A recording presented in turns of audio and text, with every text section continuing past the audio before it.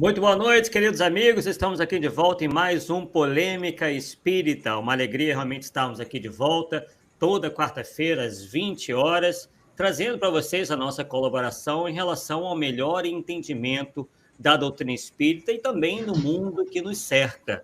E é por isso que nós trouxemos aqui, o nosso convidado, já conhecido de todos nós, Jefferson Belomo, para falar do tema O Espiritismo em um Mundo Pós-Moderno. Mas antes de passar a palavra para ele, vamos passar aqui a palavra ao Paulo Neto, desejando ao Paulo Neto uma boa noite, Paulo Neto. Boa noite, Arthur. Boa noite, Jefferson. Vamos lá no chat. Marlene, Ari. Vamos ver agora, de novo, nosso amigo Jefferson completando o nosso estudo anterior.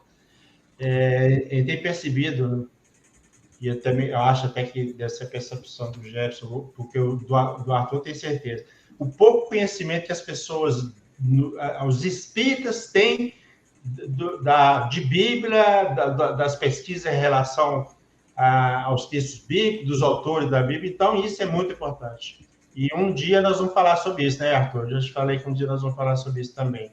Então, acho que o nosso programa de hoje vai ser muito proveitoso, né? E a minha expectativa com o Jefferson é muito boa também. Vamos que vamos. Isso aí, a gente já adianta que o estudo do Jefferson hoje vai realmente, vocês devam prestar bastante atenção, né? Se não puderem assistir tudo hoje, por algum motivo, retomem num outro momento, porque realmente vai ser muito esclarecedor, vai ser realmente algo de abrir a cabeça de nós todos para entendermos o mundo que nos cerca e também os reflexos desse mundo que nos cerca no movimento espírita, né? Então, realmente, é o nosso convite aí para que todos fiquem até o final e, se não puderem, assistam o estudo todo do Jefferson num outro momento, caso necessário. Bem, boa noite, Jefferson. Bem-vindo de volta. Boa noite, Arthur. Boa noite, Paulo. Boa noite a todos aqueles que tiveram a paciência de nos aguardar. Eu peço desculpas, porque a culpa foi minha, mas a internet, quando é com o Arthur e com o Paulo, parece que ela fica carregada, né? O negócio parece que não anda. Aí acabou demorando uns 2 minutinhos, mas graças a Deus, problema resolvido. É isso aí. Olha, não duvido nada, né? Mas é isso aí. Muito bom, então, estamos aqui todos reunidos. Então, vamos passar aí a palavra para o Jefferson, que fará, então, esse estudo para a gente. E vocês podem aí, como sempre, participar, mandarem suas perguntas, seus questionamentos, seus elogios e também as suas críticas, que a gente, na medida do possível, vai procurar atender a todos. Então, Jefferson, com você, aí a palavra. Ótimo. Primeiramente, vamos tentar contextualizar. Eu acredito que muita gente no movimento espírita, e mesmo fora do movimento espírita, deve se sentir bem desconfortável com situações que nós estamos assistindo de forma geral na sociedade. E isso acaba refletindo, porque nós espíritas, o movimento espírita, ele está inserido num contexto social, então não tem como essa maré, quando sobe, não tem como não bater na nossa praia. Então, nós agora assistimos relativamente recente a chamada publicação do Evangelho segundo o Espiritismo na versão antirracista.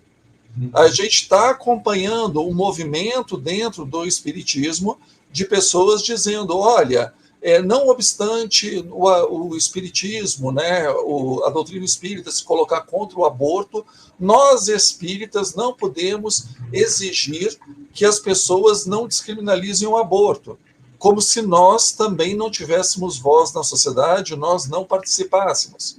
Agora, a questão da representatividade. Os dirigentes, os palestrantes, as pessoas já não querem que sejam escolhidos, mas pelo conhecimento que essas pessoas possam trazer, pela facilidade e pelo domínio da doutrina espírita, mas porque pertencem a determinados grupos. Seja a questão, as chamadas minorias, né? Ou também agora inventaram grupos minoritários. Ou seja, são grupos que são maioria numérica, mas se entende que não existe uma representação. Então, nós precisamos ter mais palestrantes mulheres, nós precisamos ter mais palestrantes negros, nós precisamos ter mais palestrantes trans, e assim vai. O problema não é a doutrina, o problema é quem está lá na frente. Se for que nem eu, assim, branquinho, do olho claro, não pode, porque é supremacista branco, opressor, né, heteronormativo, então vira um problema. E, como eu falei, isso está acontecendo na sociedade como um todo. E, infelizmente, certas pessoas abrem mão da revelação espírita para interpretar o espiritismo de acordo com a sua conveniência. Então, é como se fosse esse óculos aqui, que essas pessoas colocam o óculos da ideologia para olhar o espiritismo. Elas não deixam o espiritismo se apresentar. O espiritismo tem que ser o que essas pessoas querem que seja. Então, aí existe o discurso. Nós temos que pensar que Kardec precisa ser atualizado, porque está lá o livro A Gênese, né? O espiritismo anda junto com a ciência. Só que o espiritismo anda junto com a ciência, a visão kardeciana seria as ciências naturais, as ciências chamadas ciências sólidas, né? Que são as ciências onde existem leis que podem ser estudadas e reveladas pela natureza. E não as ciências ditas sociais, que muitas vezes são carregadas da visão daquele que faz a ciência. A ciência ela não se revela, a pessoa não observa, ela atua. Desde a época de Karl Marx, as pessoas têm essa visão de que, por exemplo, na filosofia, a filosofia é para mudar o pensamento, não é para questionar e procurar a verdade, como era na época de Platão, Aristóteles, Sócrates, os pré-socráticos, né? A busca pela verdade. Não, a filosofia é para mudar a realidade. Né? E aí, desde o final do começo do século XX até agora, os chamados engenheiros sociais, que são pessoas especializadas em querer mudar um comportamento, comportamentos coletivos através de diversas ações. Então, quando a gente observa isso, nós temos que tentar entender esse mundo, né? Por que de repente, agora está virando modinha nas palestras espíritas, boa noite a todos e a todas. E isso quando não fala boa noite a todes.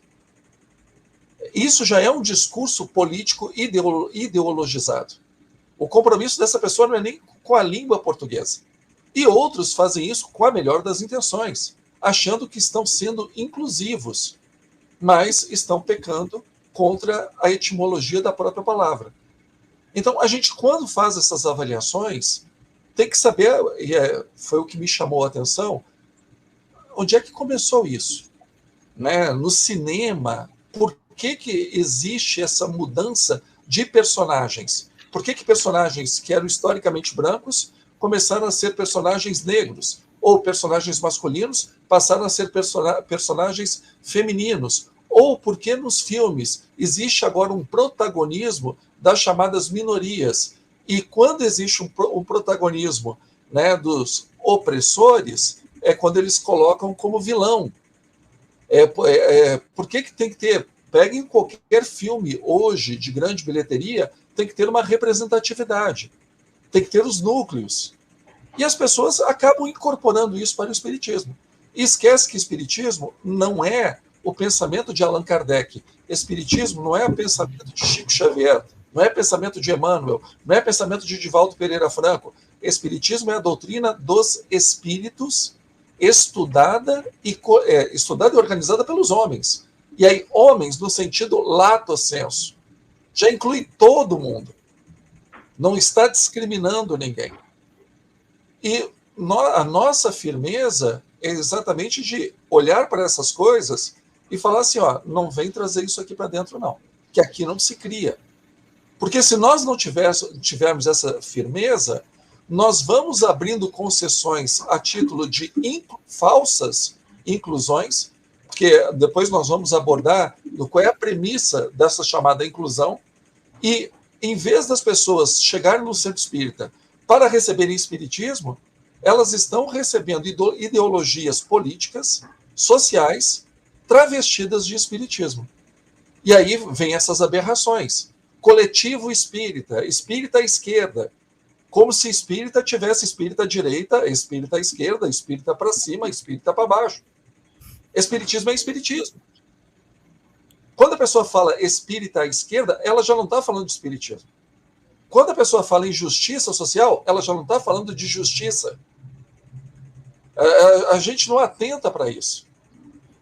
E num mundo onde esse discurso é batido e rebatido, batido e rebatido no sentido de bater 2, 3 vezes, de manhã, de tarde, de noite, nas mídias sociais, na televisão, nos livros, nos meios de entretenimento, a gente já começa a pensar que errado somos nós. E aí nós começamos a aceitar esse discurso de machismo estrutural, ou melhor, machismo tóxico, racismo estrutural, né?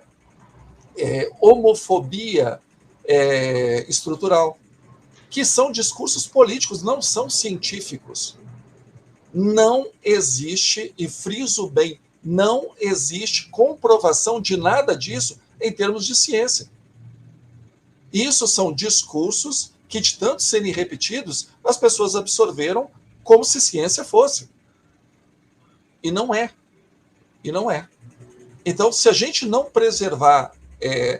uma das coisas que aconteceu quando houve, né, essa invasão de javalis pelo Brasil afora, uma das grandes preocupações são as nascentes de água.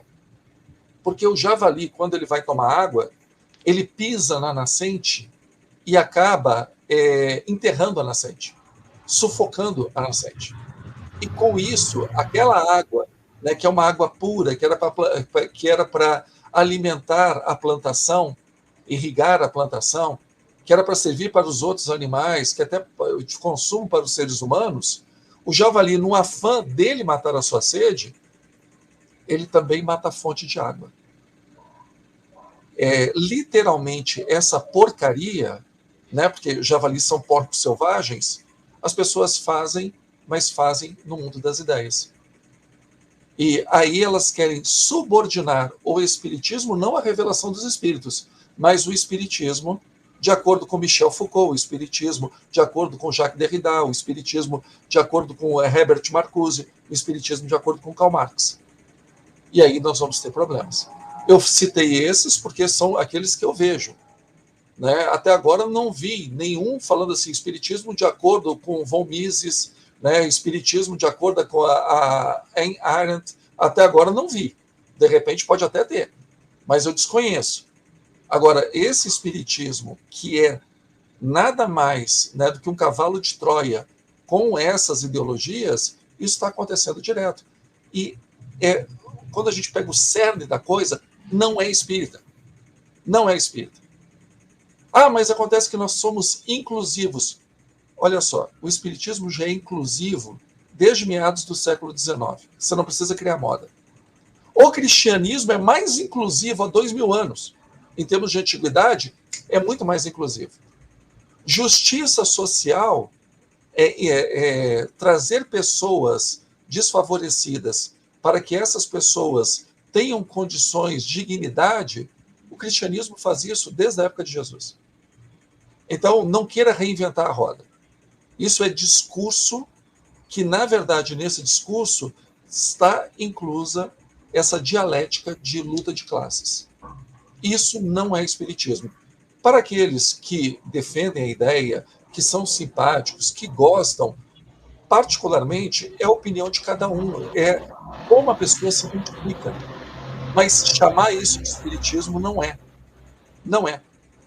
É a mesma coisa, né? Se a gente for levar para o lado da religião, as pessoas colocarem a Bíblia da mesma forma que outras denominações cristãs enxergam a Bíblia. Também não é espiritismo. Também não vai ser espiritismo. Espiritismo é a revelação dos espíritos codificada pelos homens. E, em particular, por um que se destaca, Allan Kardec. Se a gente não entender isso, o espiritismo que nós recebemos não vai chegar para a segunda, terceira geração. Depois de nós. Não vai chegar. Então, feito esse introito, por gentileza, estou à disposição. Tá. Primeira coisa, eu fiz confusão danada, né? Achei que você ia falar de Bíblia e quem fala é o Fabiano, cara. Desculpa aí, tá? Mas o que tem notado aí, eu gostaria até da sua opinião. Tem um grupo de pessoas dentro do movimento espírita que está muito assim radical. É daquela pessoa assim, ó, tá em Kardec, eu aceito, não tá em Kardec, eu não aceito. Igualzinho os crentes fazem em relação à Bíblia. Pelo que eu entendo, Kardec não colocou ponto final. Ele deixou em aberto, é óbvio, tem um critério para aceitar coisa nova, mas não é assim, tipo, entendeu? Então, como você está vendo esse pessoal que fica colocando ponto final do espiritismo? Eu brinco que são as viúvas de Kardec, né? Kardec não deixou só a Amélie Baudet, parece que ele deixou várias viúvas, né, em relação à sua doutrina. Porque as revelações que foram feitas pós-Kardec, elas são desprezadas. E às vezes são vistas com ironia. Eu fui dirigente de grupo mediúnico durante muito tempo, parei com a pandemia. Né? E, infelizmente, por uma questão de alocação de salas no meu centro, eu não pude retornar com o meu grupo. Mas o que acontece? Muitas das coisas que são faladas nas chamadas obras suplementares, eu vi na prática no grupo mediúnico. E mais, aí as pessoas vão dizer, mas essas pessoas, elas leram Chico Xavier, elas leram Divaldo, elas leram Ivone, então o inconsciente delas, gente, esse pessoal não leu. A gente se engana achando que lê. Então assistiram palestra. Minha experiência, as pessoas chegam para a palestra, a grande maioria, a não ser que seja um Haroldo Dutra, seja um Rossando Klingen, né, que as pessoas chegam com horas de antecedência. Na maioria das palestras que o salão é livre, né, que ele não é fechado depois que começa a palestra, as pessoas chegam faltando 10, 15 minutos para tomar passe. Boa parte da história elas perderam. Sim. Mas fez 3 anos e meio de ESG, de ESME. É verdade, boa parte dali é missa de corpo presente. Mas na hora da manifestação mediúnica, a gente vê detalhes que estão nas obras mediúnicas pós-Kardec que o médium não tem conhecimento. Muitas vezes o dirigente não tem conhecimento. Ele tem que procurar na nota de rodapé. Então, nesse sentido, a gente tem que ver que Kardec fez um trabalho primoroso, mas foi o trabalho do desbravador, foi o trabalho do bandeirante. Muita coisa veio depois. Agora, o que é fantástico em Kardec é que o trabalho dele, como é muito bem estruturado, ele serve de baliza para avaliar os outros trabalhos. Né? Ele serve de baliza para avaliar os outros trabalhos. Então, por exemplo, vou citar um exemplo que eu não entendo por que é polêmico, mas virou polêmico. Kardec não fala de colônias espirituais. Kardec vai falar que as pessoas desencarnam e vão para outros planetas. Posteriormente, com a publicação de Nosso Lar, existe na literatura brasileira uma primeira menção a colônias espirituais.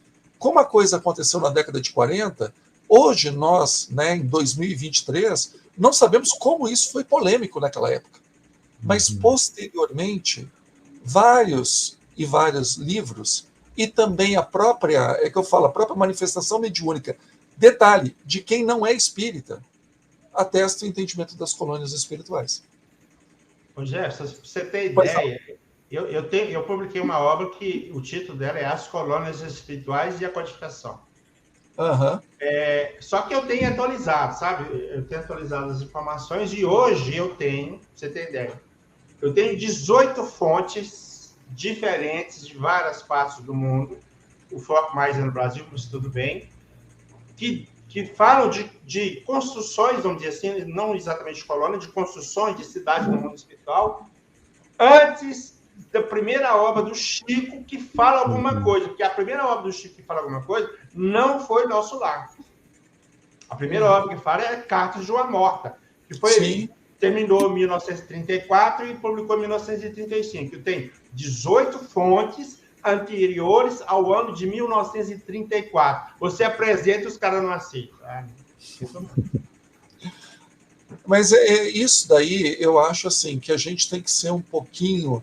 o Espiritismo, ele, como doutrina, ele tem as famosas, né, 3 vertentes. A vertente científica, a vertente filosófica e a vertente religiosa. Pela natureza do povo brasileiro, a vertente religiosa foi aquela que teve uma adesão maior e foi aquela que se sobressaiu mais. Mas não é a única. Às vezes as pessoas pensam assim, você tem que escolher uma vertente e desprezar as demais. De forma nenhuma. Mesmo um centro espírita, ele pode ter, por exemplo, grupos mediúnicos de atendimento aos espíritos, grupos mediúnicos de atendimento aos encarnados, que vão lá para conversar com os espíritos, e grupo mediúnico para pesquisa. Não precisa ser só uma coisa. Pode ter uma variação. As pessoas não param para pensar, por exemplo, espiritismo é filosofia. Filosofia, a dialética aristotélica é tese, antítese, síntese. Porque se você não tiver antítese, você não tem uma fé raciocinada, você tem uma fé dogmática. Só tem a tese. Não tem antítese, não tem síntese, só tem tese. Então, se as pessoas falam, espiritismo é fé raciocinada. Já viram 2 pessoas raciocinarem igual? Então, o raciocínio, ele vai ser fruto do diálogo, da crítica, da discussão. Claro que todas essas palavras, né, no sentido mais positivo que elas permitem, porque, infelizmente, tem uma carga semântica hoje tão negativa da palavra crítica, da palavra discussão, que não vai às suas origens. Mas, como 2 pessoas não raciocinam igual, não têm as mesmas experiências, não têm a mesma visão, essas pessoas vão conflitar. É natural que isso aconteça. Mas o respeito e a honestidade na busca da verdade é que faz a diferença na fé raciocinada. Agora, se a pessoa não tem respeito e se a pessoa não tem honestidade intelectual, aí vai cair naquele problema que nós estamos comentando aqui, da ideologia. Ideologia, o que é uma revelação? A verdade é essa. Né? O mundo é assim. Adapte o seu desejo, a sua visão à realidade. O que é uma ideologia? A minha cabeça é assim. O mundo tem que se adaptar à minha cabeça. Normalmente, quando as pessoas fazem isso, na esteira vem alguns milhões de mortos. Todo mundo que começa com essa conversa de que eu sei o que é melhor para você, via de regra, acaba desaguando num regime totalitário. Né? Então, o século XX foi pleno de exemplos em relação a isso. E a gente tem que tomar muito cuidado, porque senão o espiritismo, como eu falei, o espiritismo que nós recebemos não vai ser aquele que encontraremos na próxima reencarnação. E Jefferson, você estava, né, falando no início do seu estudo sobre essas ideias aí e alguns autores. Como é que isso tudo teria começado para desaguar, né, nesse estado de coisas que nós estamos vendo por aí, onde as pessoas interpretam o espiritismo conforme as ideologias e não o contrário, né? Ela sempre acha que o espiritismo tem sempre que absorver as coisas de fora, ao contrário de fazer com que o espiritismo alcance justamente outras pessoas, inclusive derrubando essas ideologias materialistas aí que escravizam tantas pessoas aí fora. Arthur, uma coisa que é fundamental a gente entender é o que havia antes da época de Kardec. Antes da época de Kardec, a gente pode dizer que havia o pré-modernismo. O modernismo teve uma mudança de paradigma, mas vamos falar principalmente da época de Constantino até a Revolução Francesa, ou se preferirem, até o Iluminismo. Nós temos, eu sou uma pessoa que tem dúvidas ou tem angústias ou que tem questionamentos em relação à verdade. Então, eu quero saber o que é a verdade, o que é a realidade, o que são os fatos. Se eu fosse pré-modernista, vamos colocar na Idade Média, a pessoa diria, procura um padre. Eu quero saber a verdade, onde é que eu encontro? Vá à igreja. Leia a Bíblia. A verdade está lá.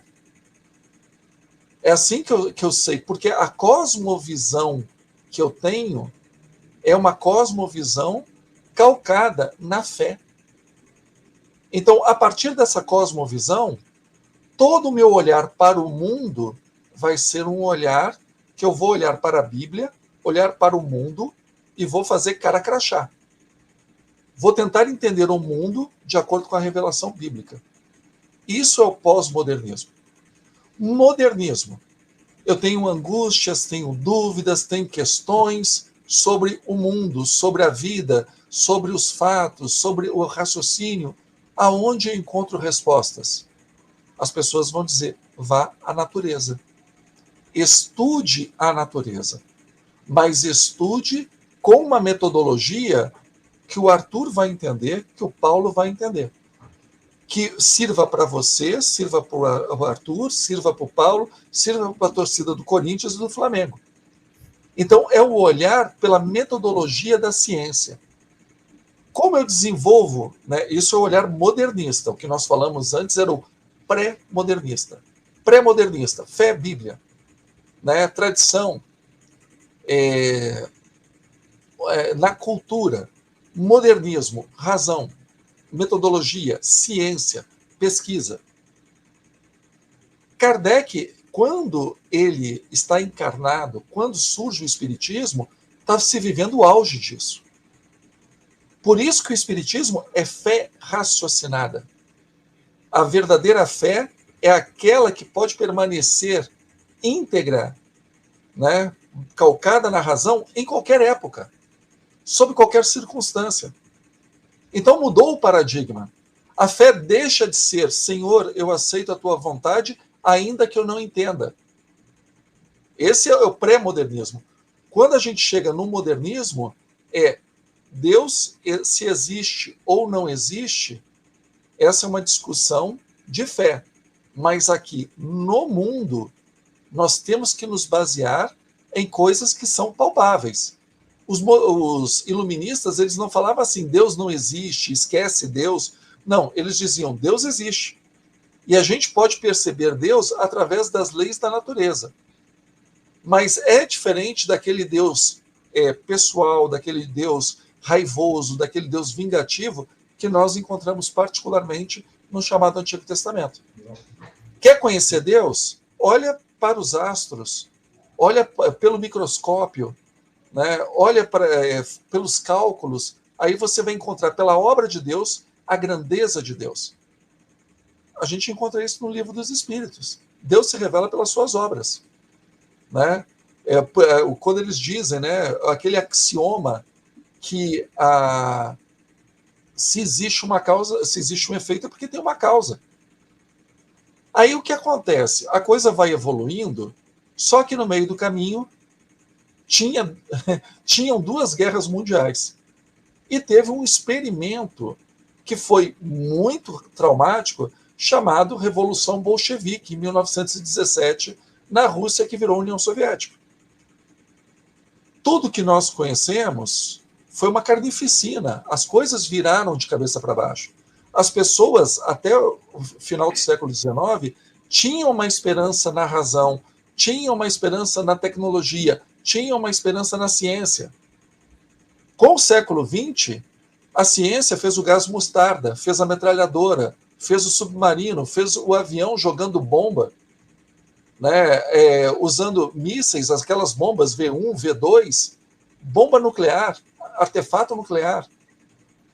E quando isso teve um impacto muito grande das pessoas tentarem retornar para o sentimento religioso. Mas muita gente questionou a religião.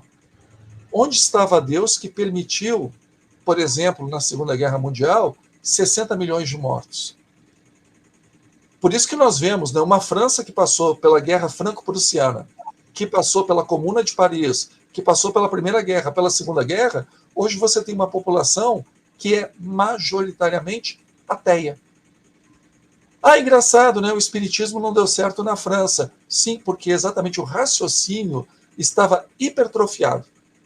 Quando esse raciocínio se volta contra o homem, ele acaba sendo demonizado como a fonte de todos os males. Porque foi esse raciocínio que deu, né, todas essas coisas, né, de tecnologia usada para o homem matar o homem. E aí, também, do lado das pessoas que são discípulas, né, herdeiras de Karl Marx, na visão de Karl Marx e Engels, quando você olha para o mundo, você pode dividir o mundo simplesmente em dois grupos. Um cara que oprime e um cara que é oprimido. Você só pode estar num desses dois lados, você não está isento disso. Ou você oprime ou você é oprimido. É o pensamento binário, né? Exatamente, o pensamento binário. Só tem ali certo e errado, bom e mal. Então, quem não é santo é demônio, ponto. Não tem ninguém mais ou menos no meio do caminho. Nesse pensamento, ele vê isso do ponto de vista econômico. Isso, as pessoas levam esse pensamento para uma revolução. E é importante dizer o que é uma revolução. É você apagar tudo que existe antes para trazer uma nova ordem. É diferente da evolução. Evolução, você pega a ordem existente e aprimora as instituições, aprimora os mecanismos. É o que as pessoas não entendem, né? Quando o cara fala, eu sou conservador. Exatamente isso. Vamos aprimorar os mecanismos. As pessoas, mas Leon Denis era socialista. Leia o livro Socialismo e Espiritismo, que o Leon Denis fala com todas as letras. O espiritismo não é revolucionário. O espiritismo é evolucionário. Ou seja, o espiritismo não joga no lixo tudo que veio antes. Pelo contrário, quando a gente pega as 3 revelações, né, no Evangelho segundo o Espiritismo, nós vemos que é uma evolução. Na visão pedagógica kardeciana, então nós temos o judaísmo, nós temos o cristianismo e depois nós temos o espiritismo. O espiritismo, ele não veio para derribar o que veio antes, mas ele veio como produto natural da evolução do que veio antes. Uhum. Então, essas pessoas fizeram uma revolução. E essa revolução, o que aconteceu? Né, para as pessoas que eram defensoras da visão marxista, o capitalismo é mau, o capitalismo explora, o capitalismo é ganancioso, o capitalismo gera diferenças sociais irreconciliáveis, o capitalismo é imoral. Pois bem, foi feito um experimento na União Soviética, na Rússia, depois União Soviética. O que aconteceu? Tudo que se acusava o capitalismo, eles fizeram pior. Enquanto que o país, né, que é o símbolo do capitalismo, foi onde as pessoas tiveram mais liberdade, onde as pessoas tiveram maior crescimento, onde os pobres tiveram as melhores condições de vida e onde a democracia foi um pilar fundamental do crescimento desse país. Ao contrário, agora eu já não lembro mais nem quantos milhões de mortos teve só na época de Stalin, mas se a gente pensar no Holodomor, que foi o fechamento da Ucrânia, essa coisa com a Ucrânia é antiga, né, e matou de fome as pessoas, em um ano morreu na Ucrânia o equivalente a toda a Segunda Guerra nos campos de concentração. Ou seja, mataram 16 milhões de pessoas na Ucrânia em um ano, de fome. Quando você pega que morreram 16 milhões de pessoas em campos de concentração durante toda a Segunda Guerra Mundial. Aí as pessoas ficaram assim horrorizadas, porque moralmente o comunismo, né, os países, a União Soviética, ela se mostrou o comunismo aplicado imoral. E, do ponto de vista econômico, menos desenvolvido. Porque as pessoas, tudo bem que do ponto de vista de indústria de base, do ponto de vista de indústria armamentista, eram equipamentos muito bons, tecnologia muito boa que está aí até hoje. Mas, do ponto de vista da vida do cidadão comum, era horrível. E aí isso gera uma crise. E as pessoas de esquerda vão tentar organizar o movimento de esquerda segundo essa crise. Mas vai ter gente que fica tão decepcionada com esse movimento que vai dizer o seguinte: eu não confio mais na razão e, para mim, o marxismo morreu. No que eu confio agora? Na linguagem e nos sentimentos.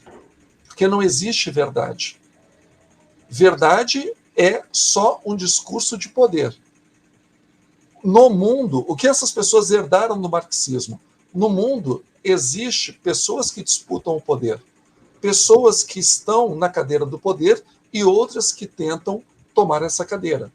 Então, continua havendo uma dialética fortíssima, né, do materialismo dialético fortíssimo.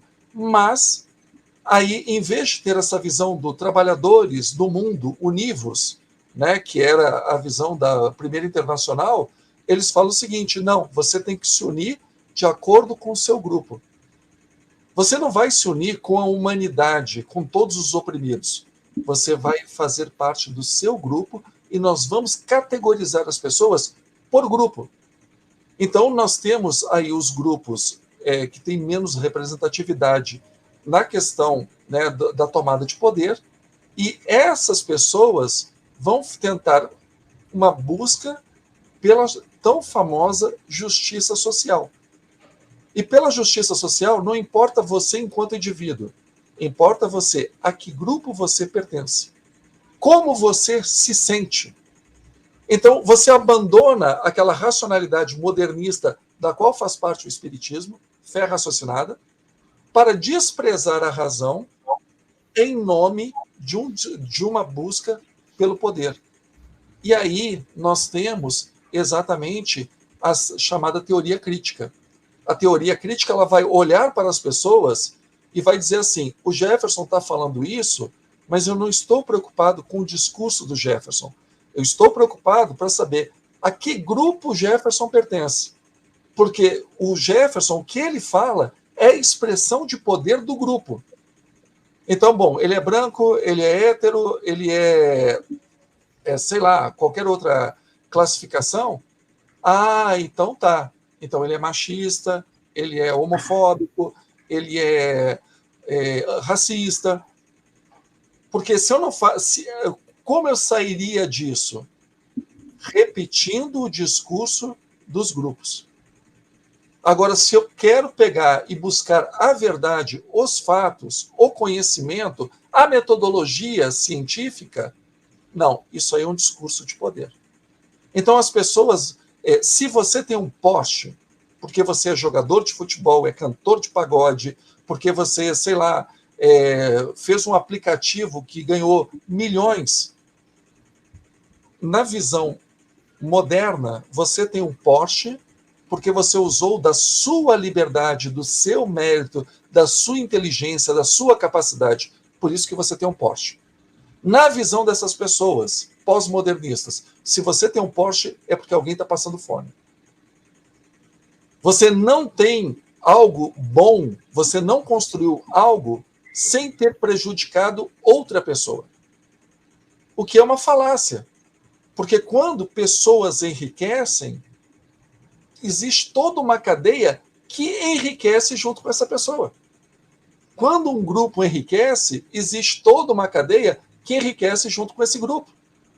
Uhum. Mas na cabeça dessas pessoas, não.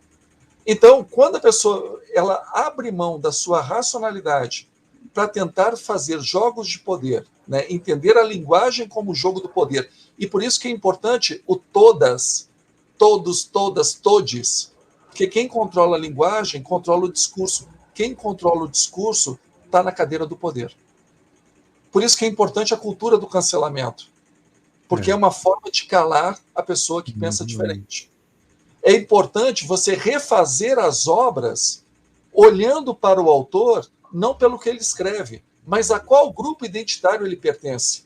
E aí nós podemos chamar Kardec de racista, nós podemos chamar o Kardec de misógino, nós podemos chamar o Kardec de homofóbico, nós podemos chamar até Jesus Cristo, se quiser.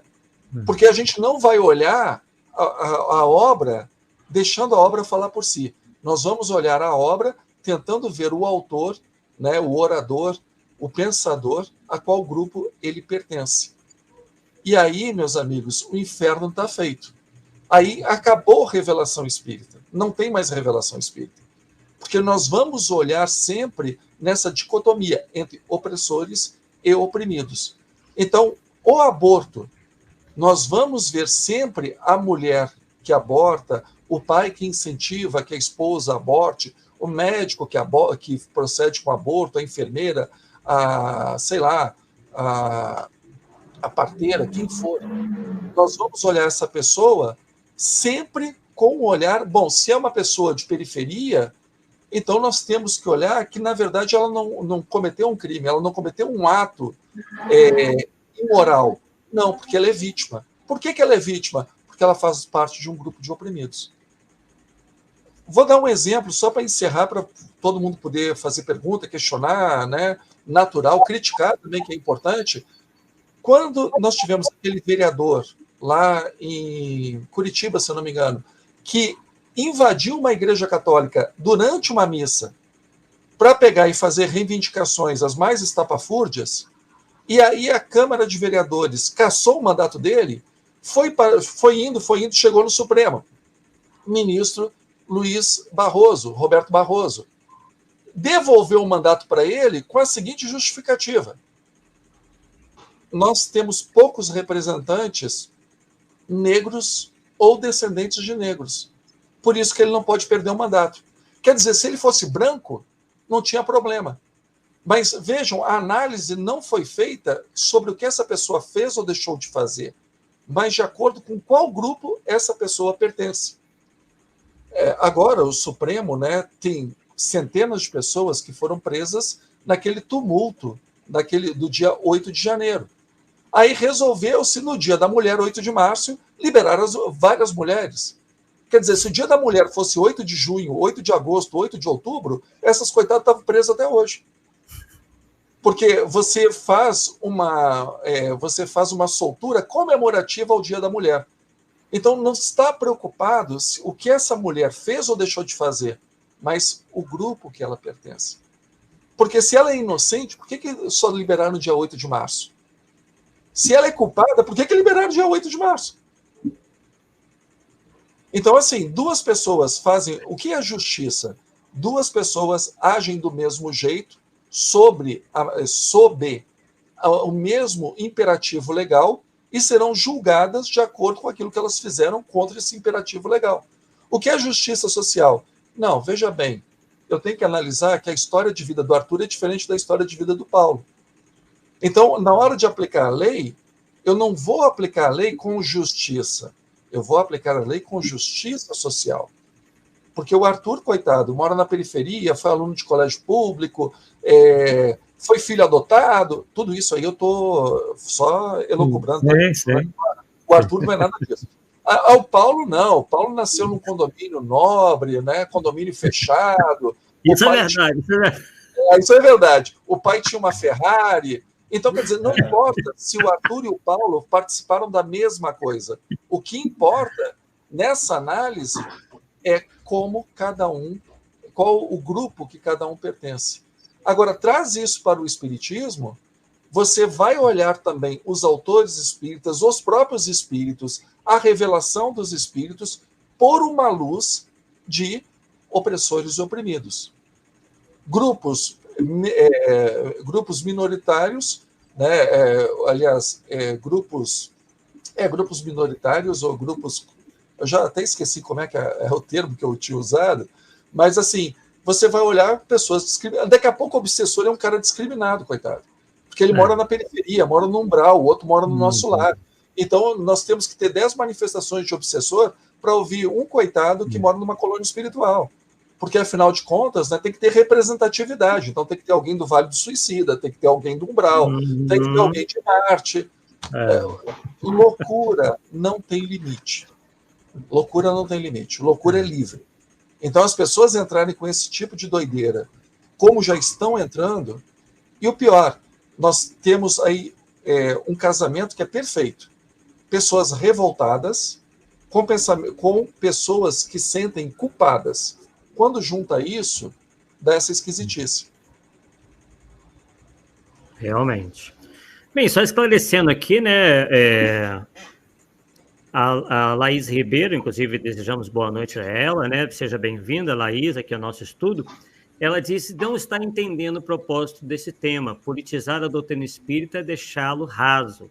A doutrina dos espíritos é muito além disso. Eu acho que é isso que você justamente está atacando, né? Essa politização ou essa ideologização do movimento espírita, não é isso? A Laís, eu acho que ela está no mesmo lado Só que talvez a gente não tenha sido claro. O que nós estamos nos colocando é exatamente contra a politização do espiritismo e mais, não é nem contra... A politização já é terrível, mas a ideologização do espiritismo. Sim. Mas para você entender por que o teu palestrante está falando todes, para você entender por que as pessoas estão achando que Kardec tem que ser atualizado, você tem que olhar a origem desse pensamento. E, infelizmente, esse pensamento ele é político, mas a origem dele é filosófica. Ele virou um instrumento político, porque ele foi pensado filosoficamente para ser um instrumento político. Ele não foi pensado filosoficamente para ficar parado na academia. Então, se esse pensamento filosófico acaba sendo um instrumento político que se espalha em todos os âmbitos da sociedade, como nós aqui no Espiritismo vamos dar uma de avestruz, colocar a cabeça na terra e dizer que isso não está existindo. Laís pensa, as pessoas espíritas estão politizando a questão do aborto, que no Espiritismo é uma questão doutrinária. Pega lá no Livro dos Espíritos, aborto é crime. Aí, se você politizar isso, não é crime. Por que as pessoas não vão dizer isso? Quem somos nós para julgar? Não vão falar isso? Então, a gente tem que tomar muito cuidado com isso.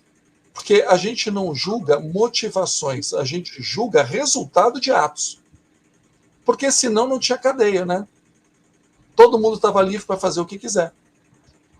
A gente não julga o íntimo das pessoas, a motivação íntima das pessoas. A gente julga o resultado daquilo que a pessoa faz ou deixa de fazer. E aí, depois, analisando o resultado, a gente pode até ver quais são as motivações, para ver se existe agravante ou existe atenuante. De repente, até uma exclusão de ilicitude, né? Até uma legítima defesa. Mas, primeira coisa, tem que ver qual foi o efeito daquilo. Então, todas essas discussões, infelizmente, Laís, eu concordo com você, é uma pena a gente, ao invés de falar de doutrina, a gente tem que explicar esse tipo de coisa, porque estão travestindo isso como doutrina espírita. E pode ficar muito tranquila, porque também se alguém quiser politizar para o outro lado, dizendo assim, olha, os espíritos amigos não são contra a pena de morte, porque todos nós somos espíritos, todos nós vamos morrer, você pode ter certeza. A gente vai fazer uma live aqui para falar sobre isso. Exatamente. Já a Fernanda Linhares faz uma pergunta, ela fez logo no início do nosso estudo. Na sua visão, Jefferson, por que tanta intolerância, seja religião, gênero e raça? Será que a educação é o meio de esclarecer os intolerantes ou porque simplesmente não gostam do diferente? Olha, a questão da intolerância, a gente tem que ver várias coisas. Né? Primeira coisa, é natural do ser humano ele ter... quando eu falo que é natural, é um mecanismo de defesa da nossa espécie e de outras espécies. Né? De quando são colocadas diante do diferente, aquilo pode representar uma ameaça para a sua integridade física. Poxa, mas a gente está no século XXI, tem elevador, tem TV a cabo, tem celular, tem carro que dirige sozinho. Como que isso? Não, mas isso faz parte de uma cadeia evolutiva de milhares de anos. Essa vida, né, no Estado de Direito que nós hoje temos, para a nossa espécie, ela é muito recente. Então, biologicamente, nós criamos mecanismos de defesa. Então, quando nós olhamos grupos que são diferentes do nosso, daquele grupo que nós fomos criados, que nós estamos acostumados, naturalmente nós vamos fazer uma avaliação, porque lá na selva africana, na savana africana, a nossa sobrevivência dependia de entender que aquele outro grupo era amigo ou era inimigo. Daí que existe uma base biológica para o preconceito. O problema do preconceito é quando ele vira conceito. Aí que nós temos o problema. O problema nós não temos que aceitar todo mundo que é diferente. Nós temos que analisar se essa diferença ela nos ameaça integralmente, né, fisicamente, emocionalmente, psicologicamente, ou se essa diferença simplesmente é uma característica do outro grupo ou da outra pessoa. Porque um psicopata é diferente. Ele raciocina diferente, ele pensa diferente, ele sente diferente. Então eu não tenho que aceitar a diferença. Porque a minha integridade vai depender de como eu reajo a essa ameaça. Então, esse é um primeiro ponto. A partir daí, o que acontece? Né?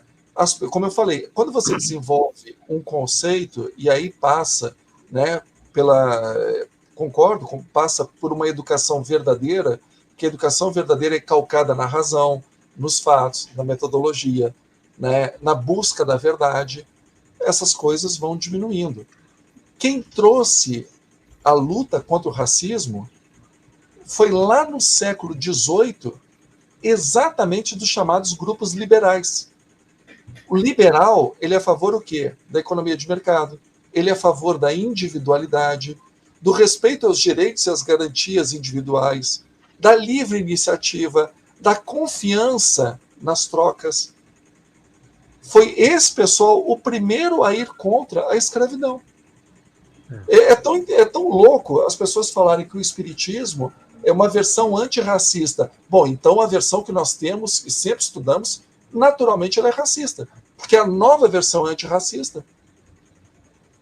Não é uma infelicidade a pessoa falar isso? Exatamente num grupo que, por exemplo, o espiritismo, quando chega no Brasil, quem são os espíritas brasileiros? Republicanos e abolicionistas. Então, vai dizer que esse grupo, né, majoritariamente, você não vai encontrar, ou vai encontrar muito pouco, no espiritismo do século XIX, no espiritismo aqui no Brasil do século XIX, alguém que fosse escravocrata e monarquista. O espiritismo ele vem com esse proposta de mudança. E aí vai dizer que o espiritismo é racista? É não estudar a história ou ter má vontade com ela. Então, assim, agora, a educação, ela ajuda? Ajuda, quando ela não é ideologizada. Porque também pessoas vão entender a educação como uma forma de alimentar uma visão exatamente de antagonismos. E aí a educação deixa de ser educação para ser uma catequização. E isso também está chegando nas nossas juventudes, mocidades e evangelizações. Muitas vezes com o desconhecimento da casa. Porque não acompanha o que está sendo feito na mocidade, na juventude e na evangelização. Onde pessoas vão falar para os jovens dizendo, olha, vocês têm que entender, né, e sempre com esse argumento, que as pessoas sofrem. Nós estamos num planeta de provas e expiações. Queria o quê? Que ninguém sofresse? Não reencarna aqui, né? Vai reencarnar nos mundos felizes. Provas e expiações, o nome já diz tudo. O sofrimento faz parte da vida, porque isso aqui é matéria. Matéria passa a necessidade. Essas necessidades é que vão desenvolver a nossa inteligência. Essas necessidades é que vão nos tirar da zona de conforto, porque senão nós não reencarnaríamos. Então a gente não é para fazer caridade, não é para ajudar uns aos outros? Muito pelo contrário. O ser humano é um animal gregário. Ele só se desenvolve, vive e progride em comunidade. Então, um tem que ajudar o outro. Mas daí para querer abolir, né, as hierarquias, querer abolir a previdência, o mérito, a iniciativa, a distância é grande. E as pessoas vão fazer esse discurso para os jovens dizendo que estão educando. Mas talvez até estejam, mas educando em que base? Em Kardec e nas obras subsidiárias, que provavelmente não é. Bem, o Agenor e também a Elise estão mencionando aqui duas coisas bem próximas, né? O Agenor comenta que Kardec gostava de usar a palavra progressista e a Elisa Braga diz: Jefferson pergunta, os esquerdistas rebatizaram o comunismo de progressista. Como Kardec fala de progressistas? Isso causa uma confusão? Confusão proposital?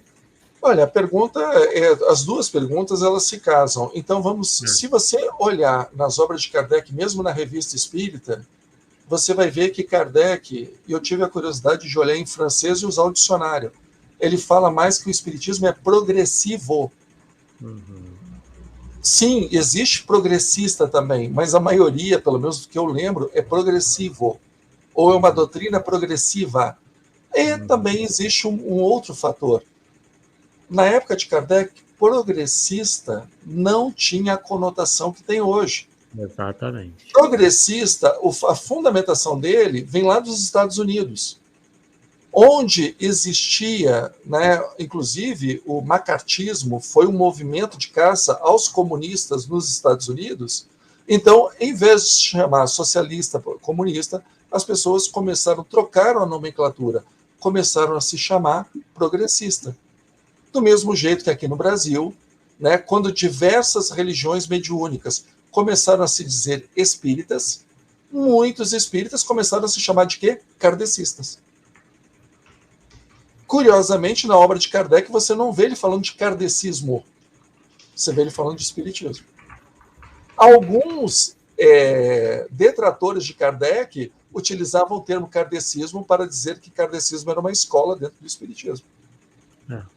Então, a palavra progressista na obra de Kardec aparece muito pouco, e quando ela aparece, tem que ser vista no contexto do século XIX, que não é o contexto... Olha, o Livro dos Espíritos foi publicado em 1857, o Manifesto Comunista de Karl Marx em 1848, 9 anos antes. Marx também não tinha essa ideia. E uma coisa que é curiosa, né? O comunismo é tudo menos progressista. Progressismo, o iPhone não veio de um país comunista. O tablet não veio de um país comunista. Né? Se a gente for analisar satélite, todos os automóvel, GPS não veio de um país comunista. Então não tem nada de progressista nisso. O progresso vem aonde existe liberdade para você criar, para você empreender. Por isso que para o liberal esse valor do ser humano é fundamental enquanto indivíduo. No socialismo, não. O valor do ser humano ele tem que ser diluído na coletividade para que o socialismo pretensamente dê certo. E quando você vai para esses grupos pós-modernistas, ainda fica pior. O seu valor é diluído no grupo que você pertence. Então, se você é negro, você faz parte da teoria crítica racial. Se você é gay, você faz parte da teoria crítica de gênero. E assim vai. Teoria crítica feminista. Ah, mas isso eu não concordo. Aí você está no sal, porque você é um traidor da causa. Paulo, quer dizer alguma coisa? Antes da gente ir para a próxima pergunta aqui. Não. Eu só fico implicado, Jefferson, que essa... E o Arthur sabe. Que essa é a mania que as pessoas têm de falar que Kardec é racista. Isso é mentira do céu, cara, porque não tem lógica nenhuma, né? O cara que vem argumentar em cima da reencarnação, que a reencarnação vai acabar com os preconceitos de raça e de cor, e até num certo ponto ele fala estúpidos preconceitos de cor, cara, como é que um cara desse pode ser racista? Óbvio que ele estava dentro de um contexto que a sociedade, a ciência fazia a diferença, mas ele usou a parte espiritual para mostrar que essa diferença não vale nada diante da grandeza espiritual que nós temos. Então, hoje eu sou preto, amanhã eu sou branco, dentro da escala evolutiva, e de papo, enfim, todo mundo é irmão. Então, de onde que esse pessoal fica insistindo? Porque eu falo o seguinte, Jefferson, o cara de fora chegar e falar, tudo bem. Não conhece, ele não tem a obrigação de conhecer Kardec. Mas um cara que se diz seguidor de Kardec, que vai falar que ele é racista, meu irmão, eu sinto, mano. Mas, Paulo, isso aí, as pessoas elas cometem um erro que é um erro crasso, é um erro assim básico. Se chama anacronismo. Então, a pessoa tira o sujeito da sua época, do seu contexto cultural, e tenta analisar pelos olhos de hoje. Não tem jeito. Não tenham dúvida, se nós formos analisados por gerações futuras, talvez a adjetivação que a gente receba não seja nada carinhosa. Mas se as pessoas olharem a gente no século que vivemos, na cosmovisão que da influência que nós temos, né, de toda essa discussão, é diferente. É diferente. Então, assim, Kardec, ele tinha... E lembrando, Kardec, ele teve muito pouco tempo para se debruçar sobre o espiritismo. Foi muito pouco tempo. Ele, basicamente, né, ele começa em 1855 e desencarna em 1869. Então, quer dizer, 14 anos. 2 anos para a publicação do Livro dos Espíritos, depois vem uma série de publicações, e ele desencarna logo na primeira metade do século de 1869. Tenho certeza, né, que se o tempo fosse favorável, muita coisa ele iria amadurecendo, porque a doutrina também ela precisa de um tempo de maturação. Agora, a gente não pode esquecer, né, que... vamos analisar. Por que as pessoas falam que Kardec era racista? Porque Kardec ele fazia uma comparação que todo europeu da época dele fazia. E se duvidar, todo europeu de hoje faz. Olha para a Europa, vamos falar do século XIX, e olha para o resto do mundo. Onde é que você tem as melhores condições de vida? Onde é que você tem as melhores universidades?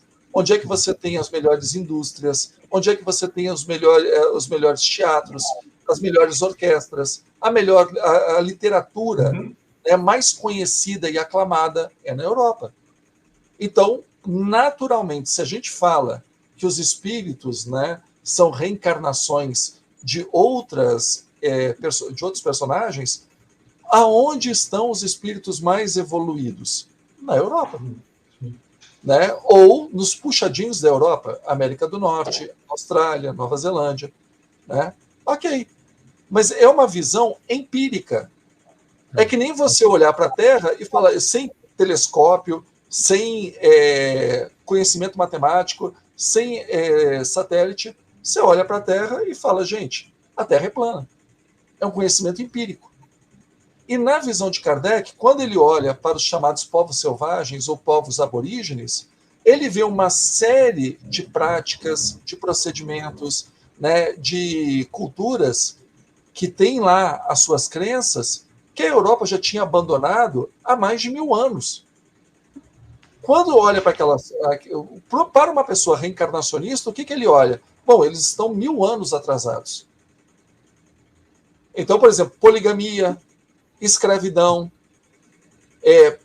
barbarismo, canibalismo. Canibalismo, ele olha para esse pessoal e fala, cara, isso daí a gente já fez lá atrás. Então, e não havia o globalismo que há hoje. As coisas não se comunicavam como se comunicam hoje. Aí o que acontecia? Bom, então provavelmente os espíritos que reencarnam nesses povos são espíritos em começo de carreira, enquanto nós na Europa já passamos por isso. Então o olhar que ele tinha para os selvagens era um olhar de proteção, de paternalismo. Nós temos que educar essas pessoas, nós temos que cuidar dessas pessoas, nós temos que proteger essas pessoas. E, naturalmente, né, esses povos evoluirão e vão deixando isso. Só que existe também um pensamento do fenótipo, porque o padrão de beleza, hoje, todo mundo fala que a beleza é relativa. Mas naquela época não era relativa, não. Tinha um padrão de beleza. O padrão de beleza é europeia. Para variar, né? O que não era padrão de beleza europeu era considerado feio. Então, pelas formas, eles falavam, não, a forma ainda é uma forma bruta, animalesca, é uma forma selvagem, que quando o espírito for se aprimorando, essas formas, o perispírito se aprimora, o corpo vai se aprimorar. Então, essas raças deixarão de existir. Existe todo um raciocínio por trás, que hoje nós sabemos que não se sustenta. Mas no século XIX, era empírico, era o óbvio. Agora, olhar... Só rapidamente para arrematar. Olhar para o século XIX com o olhar que nós temos hoje de me sinto excluído, você me ofendeu, você olhou torto para mim, vou te processar, eu quero te cancelar. Esse mimimi danado, aí vai olhar para o Kardec e vai falar essas... mas por quê? Né? Agora, tem um fator aí atrás. É importante para essas pessoas desconstruírem Kardec para elas entrarem com as suas ideologias. Porque se elas não desconstruírem Kardec, bate na porta do centro e não entra a ideologia. Então é importante relativizar Kardec. Porque relativizando Kardec, elas podem entrar com Karl Marx. Entenderam? Então, assim, não é de graça isso. Não é do além isso. Isso tem uma finalidade. É exatamente para quebrar o pensamento, para quebrar a legitimidade de Kardec no movimento espírita. Aí você pode passar tranquilamente a sua teoria crítica, você pode passar a escola de Frankfurt, o Marcuse, pode passar o Karl Marx, né, pode passar o Derrida, porque você não tem mais a barreira de contenção. Tem que deslegitimar Kardec. Por isso que isso, quando a pessoa faz de boa vontade, eu sugiro que, olha, presta bastante atenção, vai lá, estuda como é que era no século XIX, e você vê que 100% pensava assim. Kardec não estava isolado. Então não pode chamar ele daquilo que na sua época ele não era. Agora, se a pessoa faz de má fé, aí é picaretagem. Não tem outra palavra para dizer. Sem dúvida. Só ia lembrar aqui que Kardec pegou justamente como exemplo, né, a tribo dos Hotentotes, que era, até mesmo para os padrões africanos daquela época, das tribos mais atrasadas, que inclusive tinha muito pouca miscigenação. É uma tribo que ficou ali desde os primórdios, sem ter qualquer tipo assim, de miscigenação maior com outras tribos, com outras... Né? Então ele pega um exemplo assim, bastante específico, né, para fazer essa comparação com um europeu médio, digamos assim, né? E realmente os Hotentotes tinham hábitos e realmente que poderia se comparar ao dos homens pré-históricos, praticamente. E, Arthur, tem um porém aí também. É o que aconteceu quando houve a falência da proposta econômica do Karl Marx e Engels, as pessoas recorreram a Rousseau. E para Rousseau, o bom selvagem, né, é o ápice daquilo que o homem, ser humano, pode almejar. Então existe uma visão romantizada desses povos. E depois existe uma visão de que cultura não tem melhor ou pior, tem culturas diferentes, o que é outra falácia. Você, quando analisa uma cultura, nós, brasileiros, século XXI, nós temos acesso a diversas culturas. Então, nós temos condições de pegar e fazer comparações com aquilo que faz bem ao povo, daquela cultura, daquele grupo, daquilo que faz mal, e comparar com aquilo que faz bem e faz mal para o nosso grupo. E, a partir daí, aperfeiçoar os mecanismos das nossas instituições. Uma pessoa que vive numa tribo no meio da floresta, ela não tem como fazer isso. Porque ela não tem parâmetro para fazer comparações. A coisa é tão... Eu sou da área do direito. Você pega qualquer julgamento do Supremo Tribunal Federal, eles são pródigos em citar autores estrangeiros, que são autores de outras culturas, que têm uma outra história. Mas eles citam esses autores estrangeiros porque acham que, no estudo deles, aquela resolução de caso que foi feita na Alemanha, foi feita na Itália, foi feita na Grã-Bretanha, seria interessante aplicar no Brasil. Então não tem cultura melhor ou pior? Então por que vai importar isso e aplicar aqui se você acha que não é melhor? Né? Porque citar autores estrangeiros, então a nossa cultura basta. Para culturas cosmopolitas como a nossa, claro que tem cultura melhor ou pior. Não tem como ser diferente. Então isso é uma falácia. É uma tremenda falácia.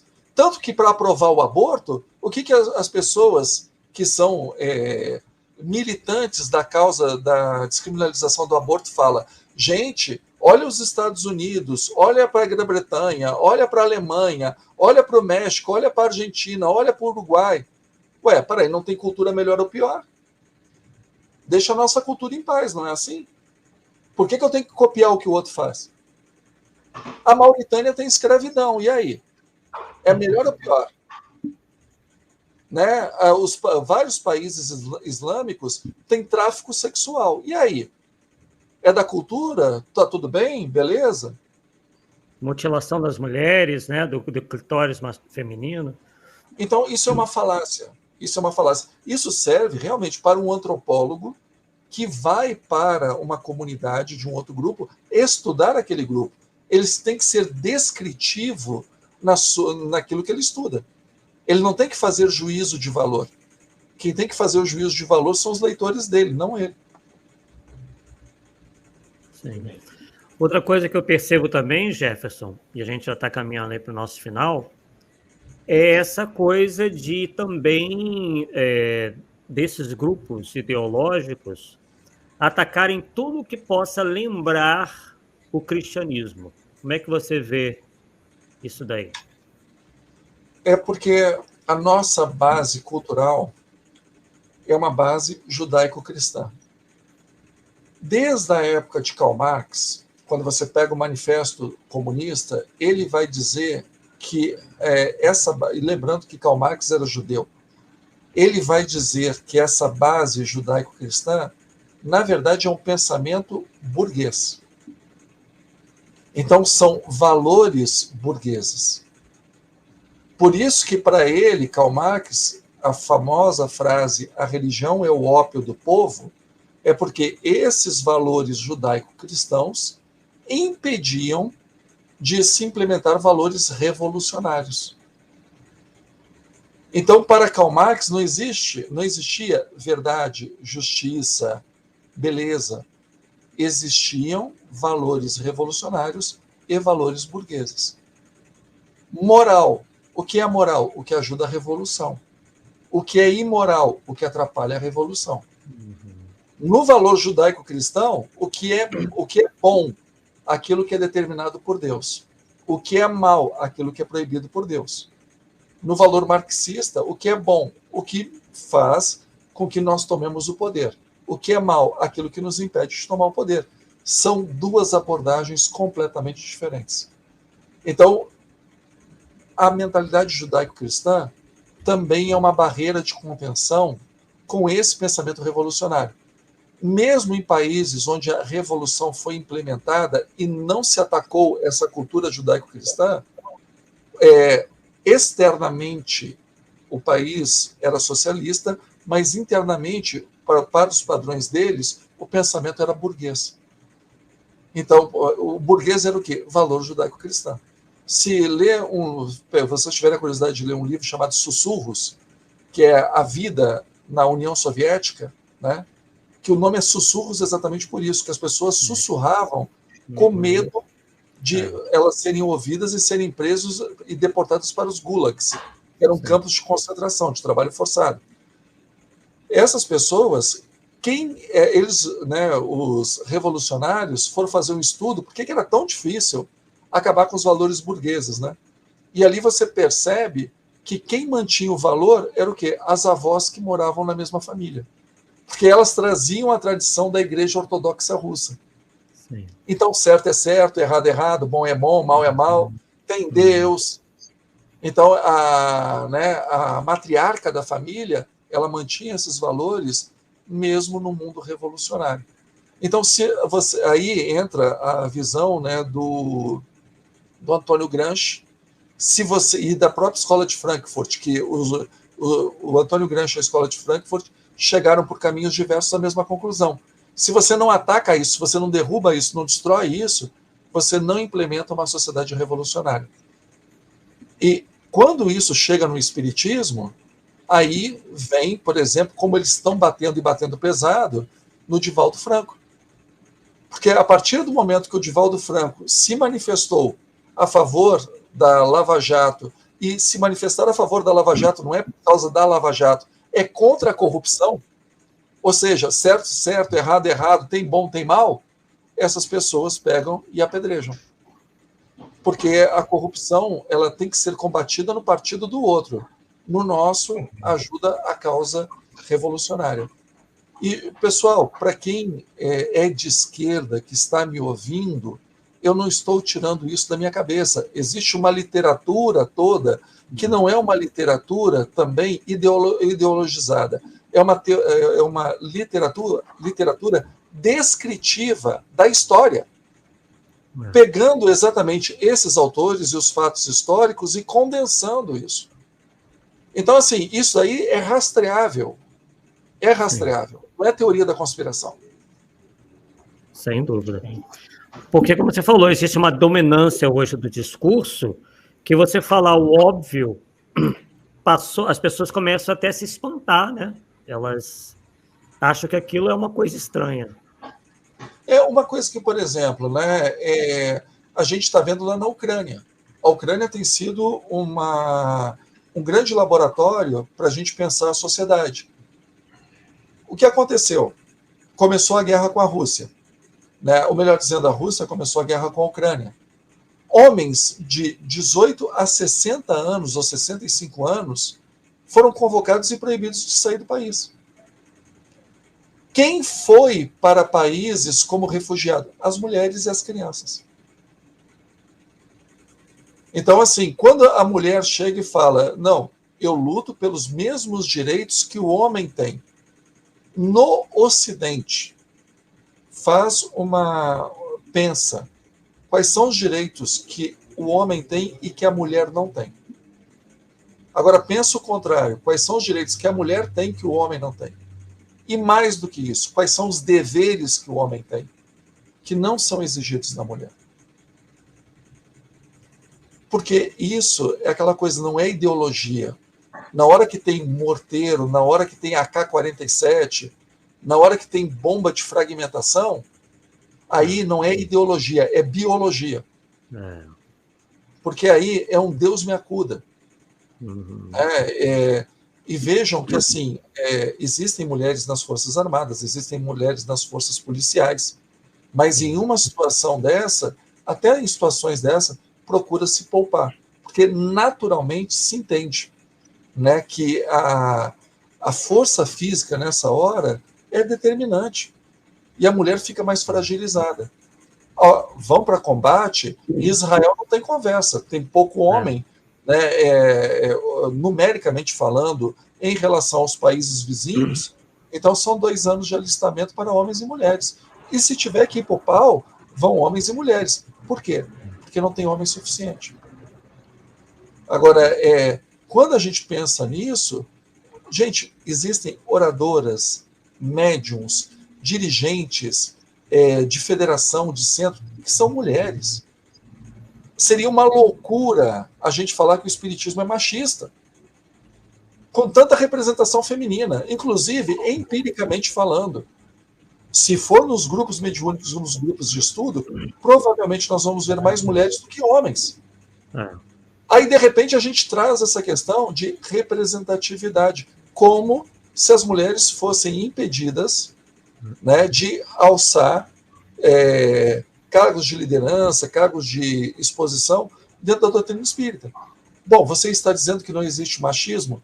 Infelizmente, existe tudo de ruim nesse planeta, pelos mais variados tipos de motivos e através dos mais variados tipos de pessoas. Mas daí para eu dizer, pegar a exceção para tentar transformar em regra, é complicado. Mas no nós contra eles, isso é fantástico. Porque se tem um homem lá dando palestra, é porque uma mulher foi alijada da tribuna. Que é uma falácia. É uma falácia. Porque se ela for uma boa oradora e tiver comprometimento com a doutrina, pode ter 10 homens, ela vai ser a preferida. É bobagem isso. Mas a gente importa isso. Aí imagina, diretoria do centro.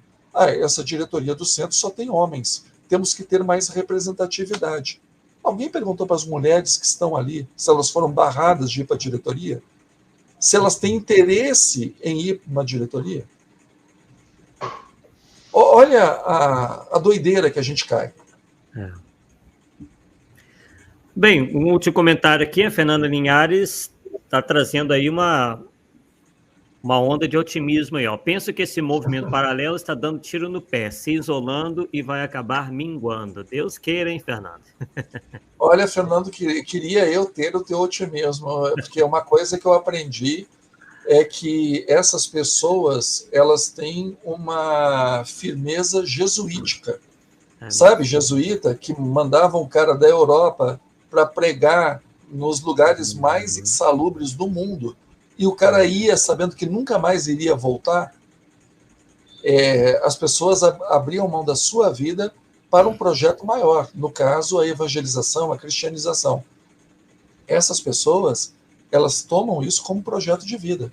E, infelizmente, do outro lado, onde existe uma maioria expressiva, as pessoas falam assim, deixa quieto, eu não vou esquentar a cabeça com isso, deixa para lá. Eu sou formado em Direito, mas eu tenho uma especialização em História do Cristianismo Antigo.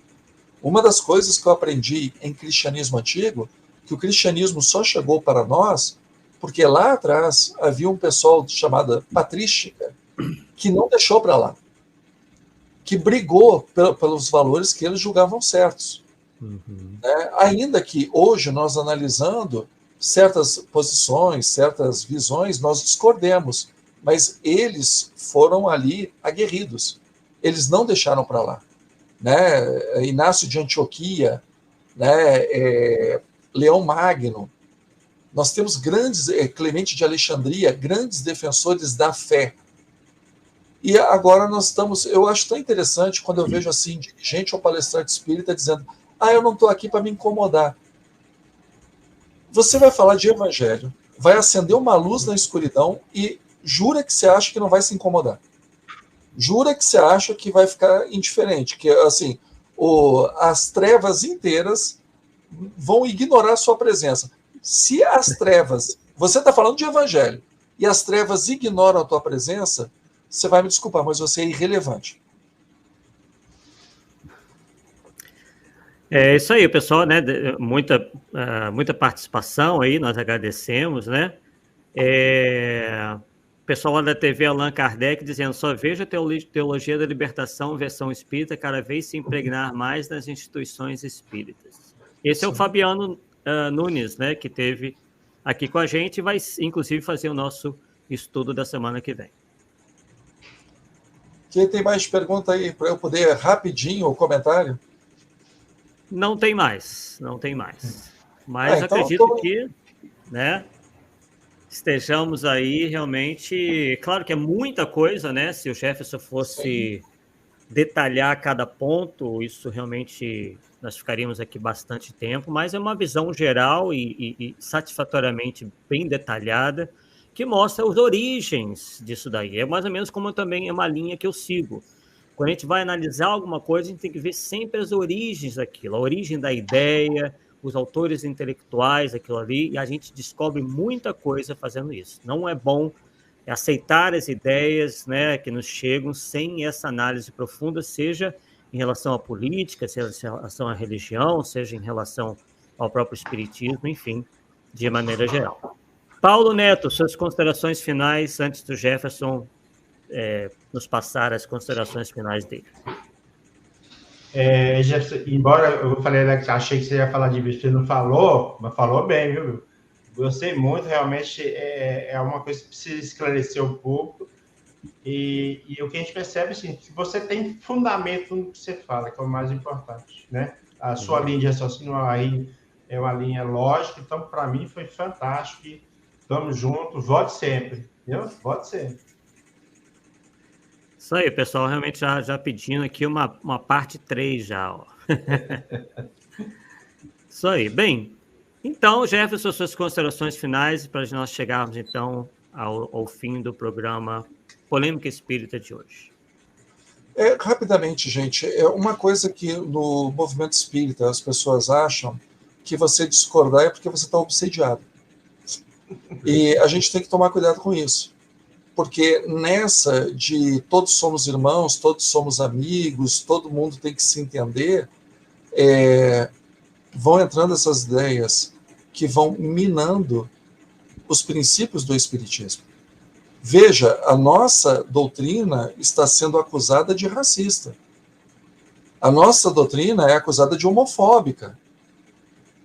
E olha que, pô, se tem um lugar que recebe, né, pessoas dos mais variados grupos, é o Centro Espírita. Agora, o que é fundamental, né, eu sempre bato nisso, acolher pessoas não é acolher comportamentos. E a gente tem que ter coragem para isso.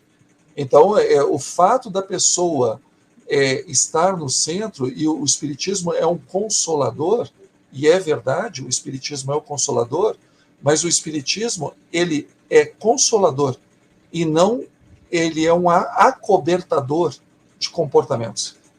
O Espiritismo não acoberta comportamentos. Ah, mas Jesus era inclusivo. Pega o Evangelho e lê. Arrependei-vos e convertei-vos. Sem arrependimento não tem conversão, sem conversão não tem reino de Deus. Ah, mas ele recebia as prostitutas. Mas não era para a prostituta continuar se prostituindo. Ah, ele recebia os publicanos, mas não era para o publicano continuar se corrompendo. Ah, ele recebia o ladrão, mas não era para o ladrão continuar roubando. Ao contrário do que as pessoas falam hoje. Não, se você não tiver nessa encarnação, é na próxima. A gente não reencarnou para deixar para a próxima. A gente reencarnou para fazer aqui e agora. Ah, mas para mim é muito difícil. Para e pensa. Então você está achando que Deus te colocou numa situação que ele, Deus sendo perfeito, ele sabe que você não vai dar conta? Então, assim, a gente tem que tomar muito cuidado com esses discursos, porque enquanto aqui nós estamos num canal discutindo isso, esse pessoal está fazendo congresso todo ano, está fazendo publicação. Tem espaço em jornais. Tem, infelizmente, meios de divulgação espírita na internet, programa de televisão, né, de TV, que inclui essas agendas.